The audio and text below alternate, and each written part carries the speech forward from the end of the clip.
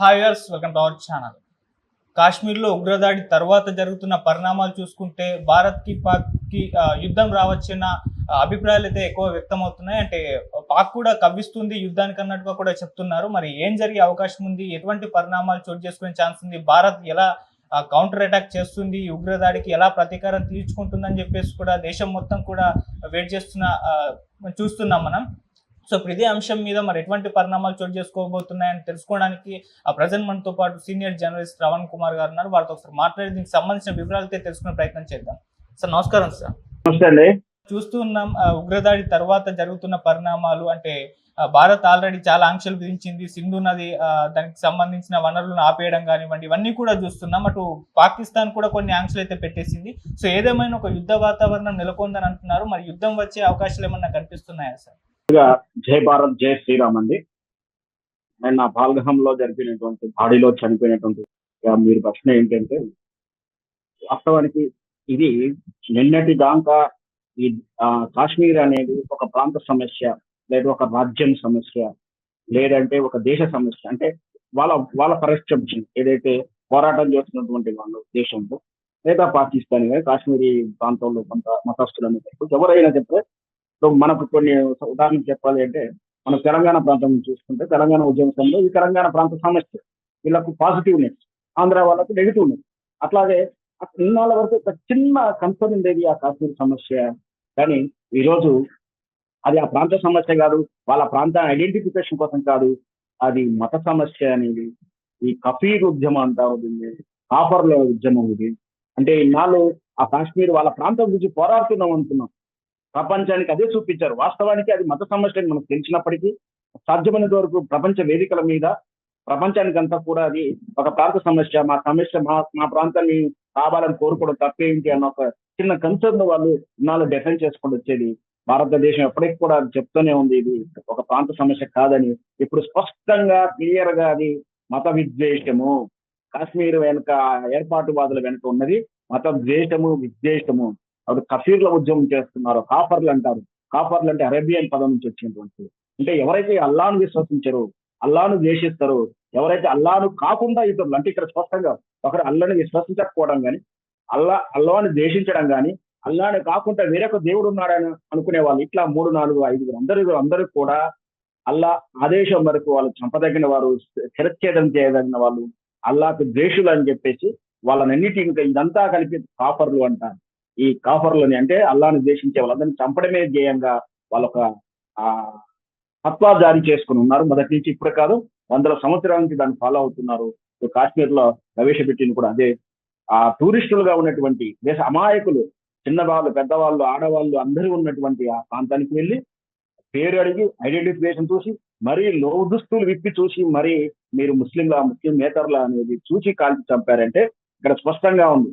హిందువులను చంపారు, ఎవరైతే అల్లాను కాకుండా వేరే వాళ్ళని విశ్వసించే వాళ్ళని చంపారు. రెండోది ముస్లింలు కూడా చంపారు. అక్కడ ఎవరు వాళ్ళని రక్షించడానికి ప్రయత్నం చేసిన ముస్లిం వ్యక్తిని కూడా చంపారంటే ఆ ముస్లిం వ్యక్తిని ఏమంటున్నారు, వీరు అల్లాను విశ్వసించట్లేడు, ఈయన అల్లాను ద్వేషిస్తున్నాడు కాబట్టి ఇతను కూడా చంపదగిన వాడని చెప్పి చంపేశారు. అంటే స్పష్టంగా మతోన్మాదమైన స్పష్టంగా కనిపిస్తా ఉంది. ఖచ్చితంగా ఇది ఈ దేశ సార్వభౌమాధికారాన్ని, ఈ దేశ మనుగడను, ఈ దేశ ఆత్మగౌరవాన్ని, ఈ దేశ జాతీయాలను ప్రశ్నించినటువంటి దాడిని ఖచ్చితంగా 50 కోట్ల 160 కోట్ల జనాభా భారతదేశం అంతా కూడా ఖచ్చితంగా దీన్ని ఖండించాలి. దీనికి సరైన సమయం కోసం ఎదురు చూస్తున్నటువంటి నరేంద్ర మోడీ గారికి కలిసించిన అంశంగానే చెప్పవచ్చు.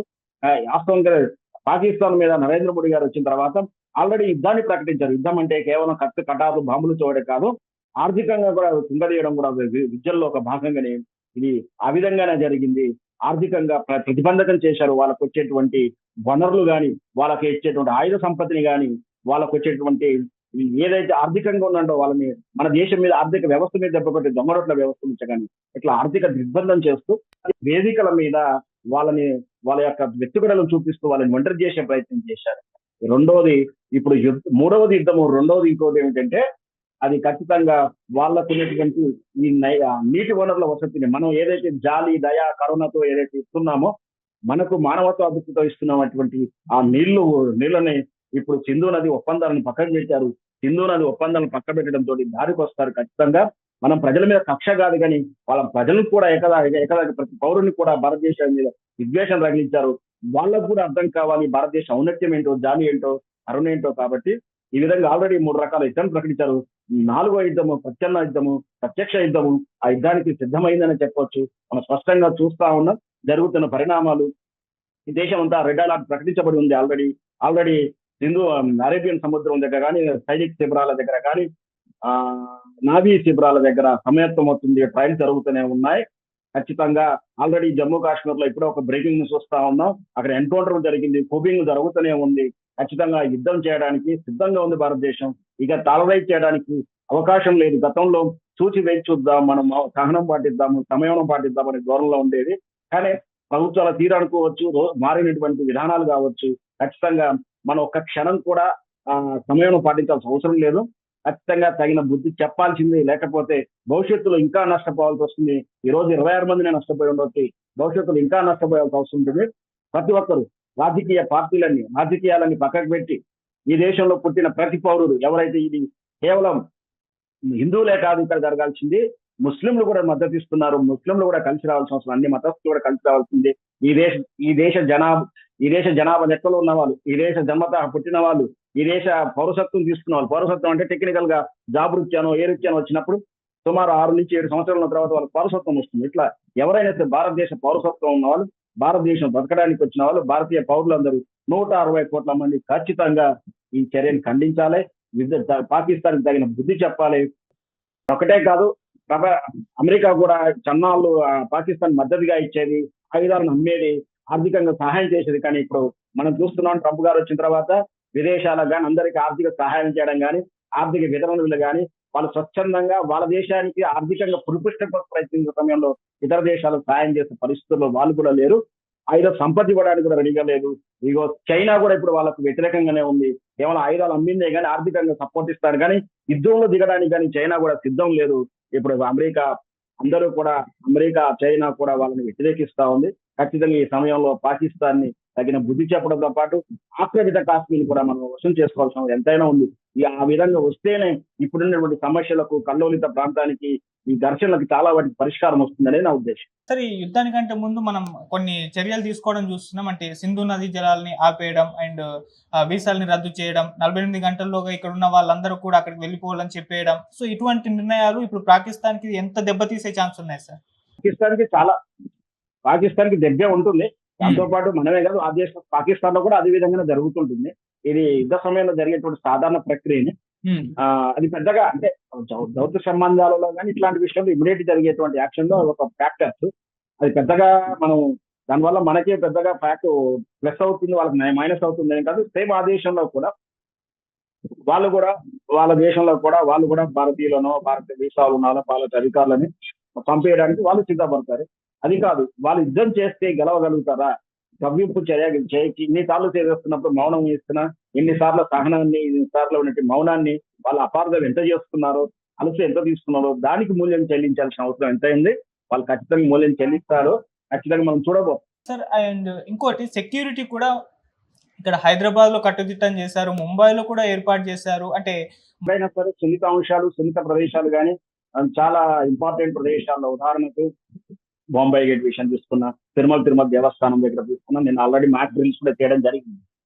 నాకు అవగాహన ఉందో లేదో అది అంతగా ప్రాచుర్యం చేయకుండా ఢిల్లీ తిరుమలలో ఒకవేళ ఉగ్రవాద దాడి జరిగితే ఏం జరుగుతుందని మాక్ డ్రిల్ చేసి కూడా అక్కడ ఉన్నటువంటి స్థానికులకు కానీ వాళ్ళకు ఆత్మస్థైర్యం ఇవ్వడానికి మాక్ డ్రిల్స్ అని చేస్తుంటారు.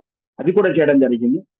ఖచ్చితంగా బార్డర్ లో ఎక్కడైతే వీక్ గా ఉన్నటువంటి బార్డర్ ప్రదేశాలలో కానీ, ఎక్కడైతే వాళ్ళు కంచె దాటి వచ్చే అవకాశాలు ఉన్నాయి వాటి దగ్గర నిఘా పెంచడం కానీ, కల్లోలిత ప్రాంతంలో కానీ, లేదా సున్నిత అంశాల్లో కానీ, లేదు వీళ్ళు ఏదన్నా జరిగితే తిరుగుబాటు చేస్తే కొన్ని ప్రాంతంలో హైదరాబాద్ చాంద్రాయణగుట్ట ప్రాంతంలో బంగ్లాదేశ్ నుంచి వచ్చినటువంటి రోహింగ్యాలు ఉన్నారని చెప్పి నమ్మకం, అది వాస్తవం. అట్లాంటి ప్రదేశంలో వాళ్ళు తిరుగుబాటు చేసినా, వాళ్ళు ఏదైనా అటాక్ చేసినా, వాళ్ళు అల్లర్లకు ప్రయత్నం చేసినా, ఏదైనా జరగకూడదు ముందస్తుగా అట్లాంటి అలాట్మెంట్ ప్రభుత్వాలు చేస్తుంటాయి. చేయాల్సిందే, ఇంకా కఠినంగా చేయాల్సిందే. ఎవరు ఈ దేశం గడ్డ మీద, ఈ దేశం గాలి పీల్చుకుంటే పాకిస్తాన్ గురించో, మతం వైపు గురించో పాకిస్తాన్ మద్దతు ఇచ్చే ప్రతి ఒక్కరిని ఈ దేశం పొలిమేర దాకా తరిమేదాకా చేయాల్సిన అవసరాలు ఎంతైనా ఉంది. Right sir, thank you so much sir.